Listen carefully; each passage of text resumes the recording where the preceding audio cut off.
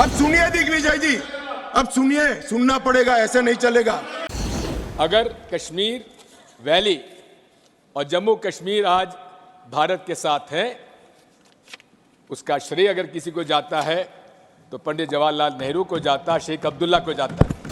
जूनागढ़ में क्या जवाहरलाल नेहरू गए थे? हैदराबाद में जवाहरलाल नेहरू गए थे?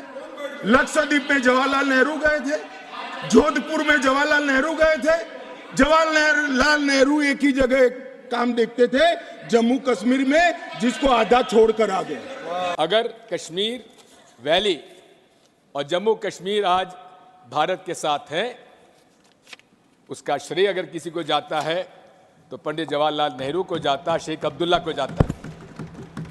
और दूसरी तरफ जूनागढ़, जहां बाहुल्य था हिंदुओं का, वहां नवाब साहब अपने हवाई जहाज में बेगमों को छोड़ गए, बाकी लोगों को ले गए और पाकिस्तान चले गए, लेकिन जूनागढ़ भारत का आज एक अंग है। आप कितना ही अमित शाह जी पंडित जवाहरलाल नेहरू जी के बारे में कुछ भी कहें, लेकिन एक बात मैं आपसे कहना चाहता हूं, अगर आज जम्मू कश्मीर और विशेषकर जम्मू कश्मीर वैली आज भारत का अंग है, उसका एकमात्र श्रेय किसी को जाता है तो पंडित जवाहरलाल नेहरू पर विश्वास था शेख अब्दुल्ला का, जिसकी वजह से आज कश्मीर वैली हमारे साथ है। आर्टिकल 370 के बारे में बहुत सारी बातें कही गई, आतंकवाद समाप्त हो जाएगा, लेकिन आर्टिकल 370 में बचा क्या था? 90% जो अलग से आर्टिकल 370 के प्रोविजंस थे, वो तो इंडियन कॉन्स्टिट्यूशन के साथ उसमें समावेश कर दिए गए थे पहले, धीरे धीरे, इसलिए उसका कोई असर नहीं था। और कहा था आतंकवाद खत्म हो जाएगा, समाप्त हो जाएगा, लेकिन क्या आतंकवाद समाप्त आज हो गया? रोज हम आतंकवाद की गतिविधियां वहां पर देख रहे हैं, हमारे लोग शहीद हो रहे हैं। मैं आज फिर से कह देता हूं, मान्यवर, बैठ जाइए दिग्विजय जी, अब हो गया, लोग समझ चुके हैं आपको, बैठ जाइए। मान्यवर, he is not yielding. He is not yielding. He is not yielding. Go ahead. Honorable Home Minister. He is not yielding. He is not yielding. मान्यवर, एक बहुत बड़ी चर्चा चली कि जवाहरलाल नेहरू जी का कश्मीर के लिए कंडक्ट और इस पर हमारा नजरिया थोड़ा तंग है।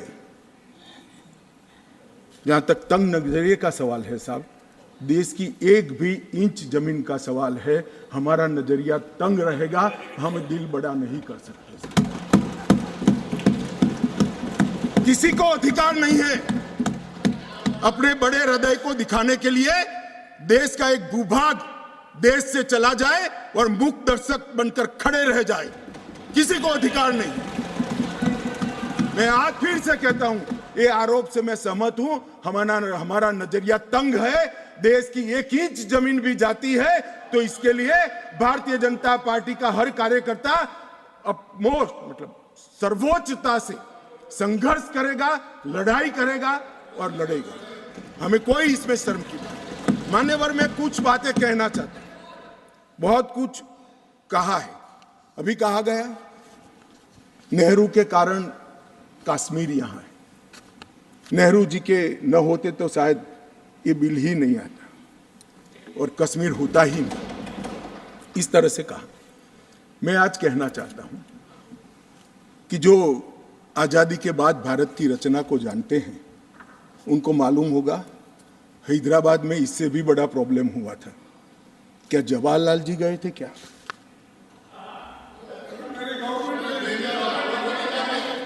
तो यहां गवर्नमेंट नहीं, यहां नेहरू। क्या कर रहे हो खड़गे जी, अभी भी वापस आओ।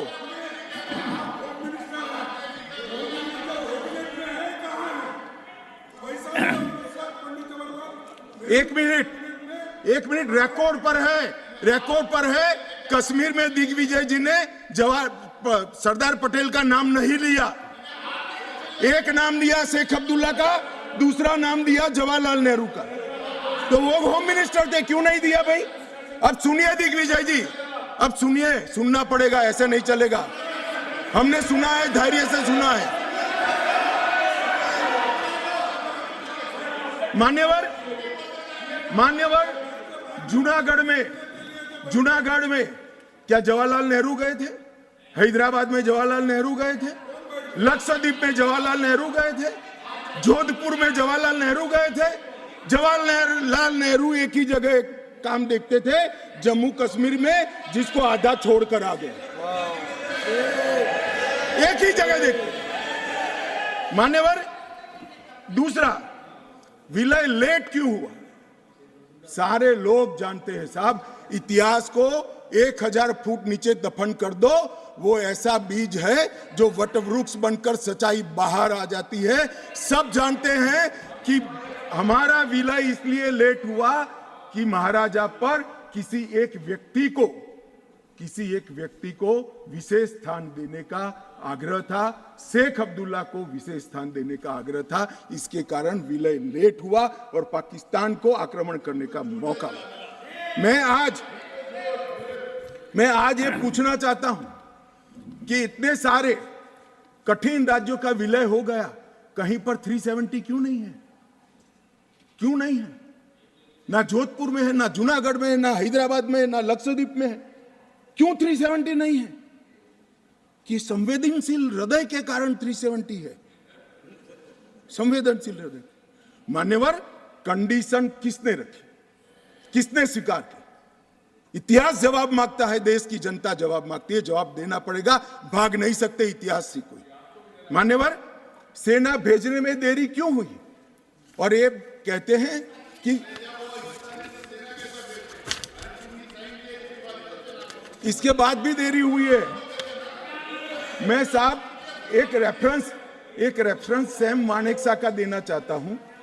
फील्ड मार्शल सैम मानेकशॉ तब डायरेक्टर ऑफ मिलिट्री ऑपरेशंस थे। उन्होंने एक जगह पे कहा है कि कबीलाई हमलावर आक्रामक और लूट मचा रहे थे, तब चर्चा में ही व्यस्त थे। मैं व्यक्ति का नाम देना नहीं चाहता वरना खड़े हो जाएंगे। तब एक मीटिंग में सैम मानेकशॉ मौजूद थे। सरदार पटेल जी ने नेहरू जी को कहा, जवाहर, आप कश्मीर चाहते हो या नहीं चाहते हो, देरी क्यों हो रही है? तब जाकर सेना भेजने का निर्णय हुआ है।